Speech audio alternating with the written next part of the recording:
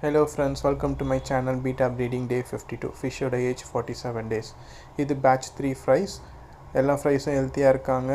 3 பேட்ச்லேயும் எல்லா ஃப்ரைஸும் healthy and alive, no death. இது வரைக்கும் பேட்ச் 1 பார்த்தீங்கனாலும் நல்ல க்ரோத் வந்துடுச்சு.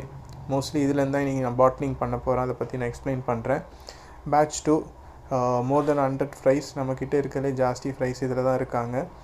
ஸோ நேற்று வாட்டர் சேஞ்சுக்கு அப்புறம் நல்லா க்ளீனாக இருக்குது. ஸோ இன்றைக்கி நான் ஒரு ஐடியா பண்ணேன். டிஸ்பிளேயிங் ஃபிஷ்ஷுக்கு என்ன பண்ணேன்னா, ஒரு சின்ன நம்ம ஒரு கப் வாங்கியிருந்தோம். அந்த கப்பில் வாட்டர் இன்வெர்ட் பண்ணி ரைஸ் பண்ணி வச்சவொடனே ஃப்ரைஸ்லாம் அழகாக மேலே வந்து ஷோகேஸ் பண்ணிச்சு. ஸோ நான் தனியாக எடுத்து ஃபிஷ்ஷு இதுக்கப்புறம் காமிக்க மாட்டேன். இதில் இப்படி காமிக்க போகிறேன். ஸோ அதோட க்ரோத்தை பார்த்துக்கலாம். ஸோ பார்க்கவே ரொம்ப நல்லா இருந்தது.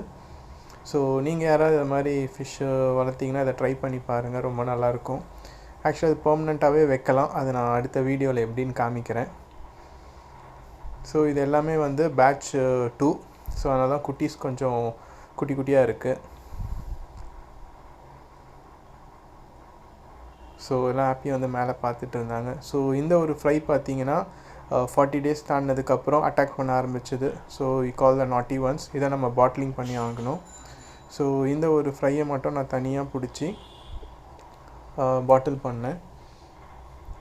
ஸோ ஜஸ்ட் ஜெயில்ட் இட், அவ்வளோதான். ஸோ இதுக்கப்புறம் அது வந்து எந்த ஃப்ரையோட போகாது. இதுதான் பாட்லிங்.